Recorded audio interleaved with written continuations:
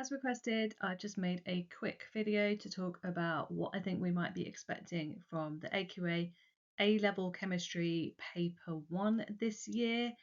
And as usual, these are just my thoughts based on the past trends, what's come up in previous years, how the papers have been developing over time, and also just generally what we can expect to see every single year in Paper 1. So as always, I want you to think about this as just a guideline to help you focus your revision. You obviously need to cover all the content as much as possible. So the topics that are worth the most marks for AQA in paper 1, obviously we've got a heavy inorganic and physical focus, and transition metals and aqueous ions come up every single year.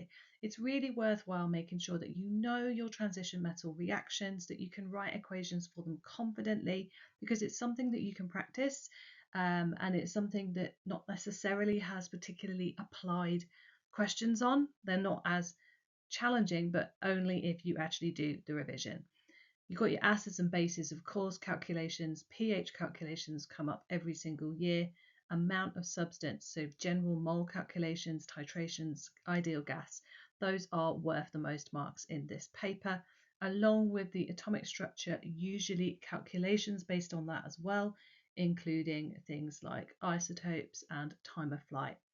And with that, of course, more calculations coming up with equilibria and Kc.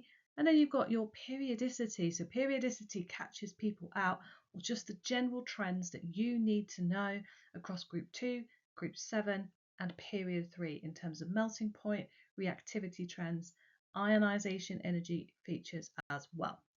So these are topics that are worth the most marks, but you should always be revising what specific things should you make sure that you can do. Make sure that you can do time of flight mass spectroscopy. Of course, it was a little bit smaller than usual last year. There was a little bit less than there normally is, but there's usually a pretty big question on that, as well as Born-Haber cycles, definitely important, or all enthalpy cycles and Hess cycles, but Born-Haber in particular. Kc, Kp, anything involving equilibrium calculations, make sure that you can do those as well. Please don't make sure that, please make sure that you know how to do individual parts of these calculations. So what can happen sometimes is if we only ever do the same type of Kc calculation, so we do the ice table and we're like, okay, I know how to do this, I start here and I end here.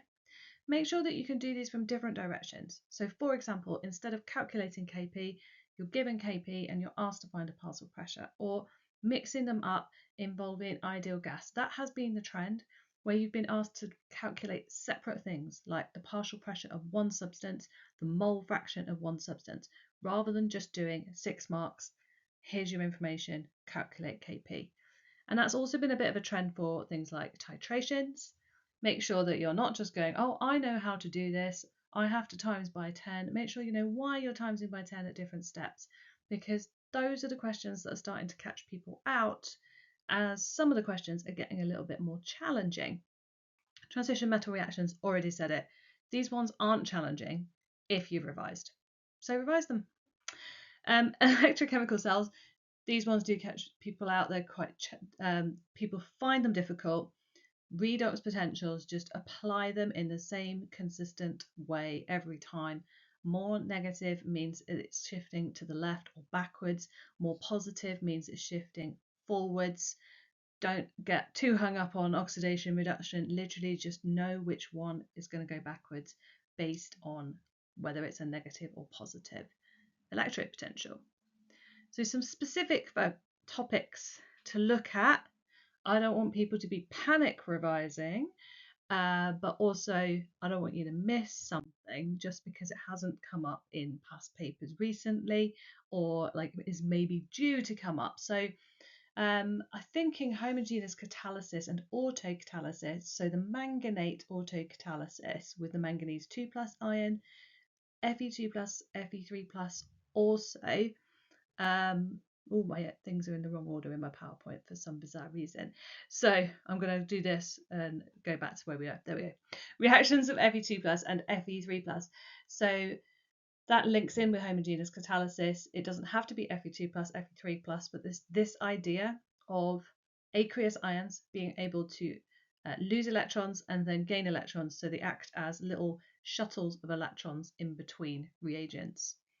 Reactions of group 2, I think we need to make sure that we know our trends in solubility down the group, sulfates, hydroxides, but also just general reactions with water, oxygen, chlorine, etc.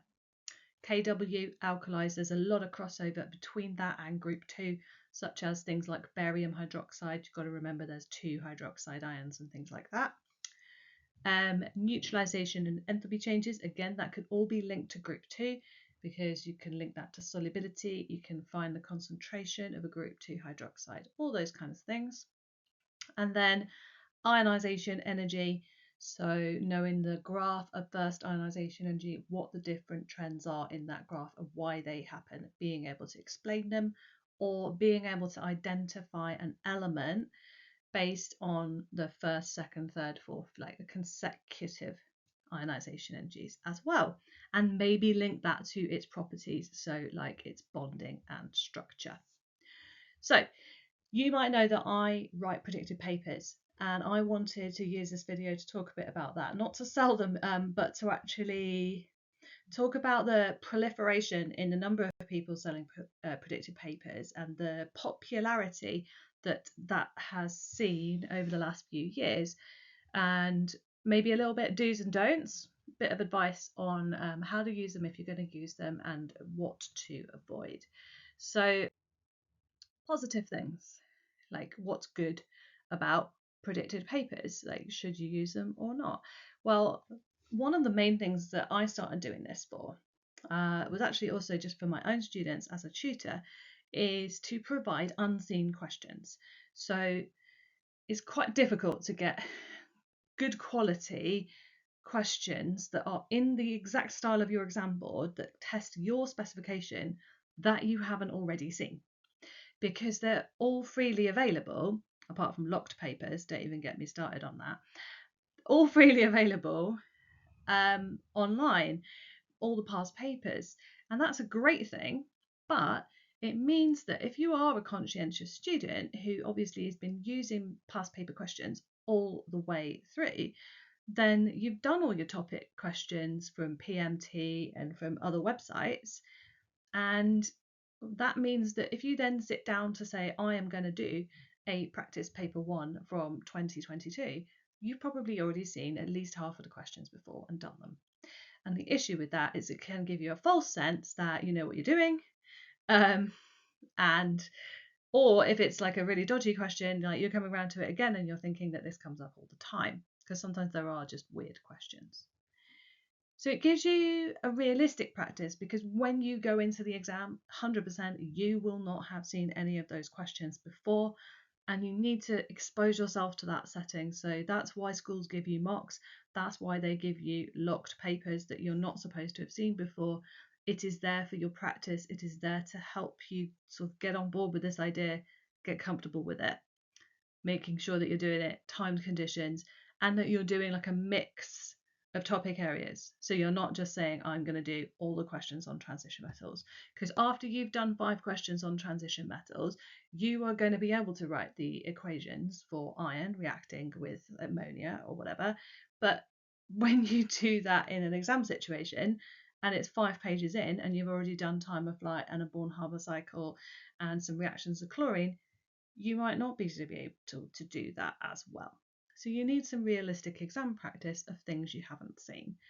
It's also a great way, of course, to identify weak topics, which is why you should do them earlier. Not really early, you need to do your revision as well, but like a week or 2 before the exam would be ideal. And then video walkthroughs. So if you get predicted papers that have a video walkthrough, that's obviously going to boost your ability to understand the mark scheme, because mark schemes for real papers, just generally mark schemes, are hard to understand. It's not you, they are hard. Even teachers find them hard to interpret. Even people who have been examining, I've been examining for 20 years, and there are still times when I'm looking at the mark scheme thinking, what do they mean? I had to take a moment. So if I'm taking a moment after 20 years of examining, it's pretty likely that you're going to find the mark scheme quite hard to understand what it is, what are the important bits. So predicted papers can be useful for that as well. However, let's just think about the cons, the negatives, the things that you should not be doing with them or not expecting from them. It is impossible to predict everything. Every time, you think something's going to come up, it might not. There's no telling what's going to be on the exam, other than, of course, checking the spec and making sure that it is the topics, that the topics that are going to come up. You aren't going to know the specific questions. The only people who know what's coming up on the exam are the people who wrote that exam, and they're not telling you what's on it. That would be gross misconduct. So, it's really not worth their jobs. And then don't just do it to do a last minute, I'm going to just take this exam, I'm going to memorize the mark scheme. What's the point of that? Because the questions aren't going to be the same, of course. Yes, it's the same topics. It's useful to look at the mark scheme to see things that are not allowed, vocabulary that's useful, ways to go about a calculation, what marks are awarded for, and how specific you have to be. But memorizing a mark scheme, why would you waste your time doing that when you could be memorizing your reactions of transition metals or your trends in periodicity and that kind of thing? And it's just, of course, not a substitute for thorough revision. So you can only do what you can with the time that you've got, so make sure that you're using it wisely. I'm just going to point out from the point of view of my predicted papers, they're all written by me with the 20 years of experience that I've got. I started writing predicted papers in 2022. That was more in a response again to students who are going through the pandemic and COVID, had very disrupted learning, and giving them some more resources to work with. It's always for me been about providing good quality materials that are reliable, and not about promising A stars or promising some amazing win. So that's all I'm going to say about it. Also, that because they're written by me, I'm not a company, I'm just me, that if you have a problem, a question, you do a paper, you don't understand something, you can just email me. I have a direct, or you can send a message on here or on Instagram or anywhere else that you can find me. So there's no chatbots, there's no contact form, it's just me. And so I take them quite seriously, and I'm always happy to help out students who've got questions or they don't understand something, as long as it's not 3 a.m. on the day of paper one. I might not be quite getting around to my emails at that point. Other things as well, other than predicted papers, what else should you be doing to revise? Stuff on my website. I've got free retrieval practice quizzes. Those are really good ways to just break up your revision and give yourself 10 minutes of random questions. They're great for revising paper 3 as well, because they're all mixed up. Things like definitions, equations, calculations, organic mechanisms, all that kind of thing. Also, ready for paper 3, multiple choice questions. I've got a set of 50. These are free. And you can sit down and try them, and they all have little video walkthroughs to help explain the content if you get stuck on why you got it right or wrong. I've still got a few spaces at the moment on my May half-term one-day course, which is on the 26th of May for AQA, so that's 1 week exactly before paper 1. And I've got a whole set of stuff on my exam prep hub. Now, I feel like I'm making my algorithm really bad by talking too much, but I'll try and get through everything that is on that exam prep hub. It is topic-based practice questions, so ones to just help you understand whether you know the content. And then alongside every topic that has the practice questions, there is a recorded 1-hour masterclass to look at exam techniques. So if you're thinking, oh, I've forgotten all about group 2, group 7 or redox, and I suddenly really need to practice that, that would be a way to look at specifically about exam technique, looking through example questions, lots and lots of examples, walking through things, explaining stuff, common misconceptions. That's all available recorded. On top of that, there's 14 or 15, I've lost count, mini exam style assessments written by me. So again, unseen question practice on mixed topics. And those have all got video walkthroughs. There's the 2026 predicted papers, the 2025 predicted papers, the 2024 predicted papers, all with video walkthroughs. All of that is part of the Exam Prep Hub. And I'm running out of breath. 3 pre-exam group classes. So there's one before each exam on the Saturday morning. I don't want to do this the night before. You're tired. You need to switch off the night before an exam. And also, if something comes up and you don't have time to revise it, you're going to get stressed. So the pre-exam classes that I do are all on the Saturday morning of the Saturday before each exam, paper 1, paper 2, and paper 3. So all of that is included. At the moment, I think it's about £50, but all of that, including the live classes. So please share that around, because I have terrible, I do all of this prep and making all these resources, and then I have terrible social media and marketing expertise, so no one ever sees it. And then, of course, the practice papers, the predicted papers. There's an extended response booklet if you want to practice specifically your 6-mark written questions, and a calculations booklet as well, available on my website. So head over there or drop me a message down below if there's anything else you want to know about the papers this year. Before you ask, paper 3 is coming. My predicted paper 3 is coming. I'd just like to make sure that it's really good quality before I put it out there.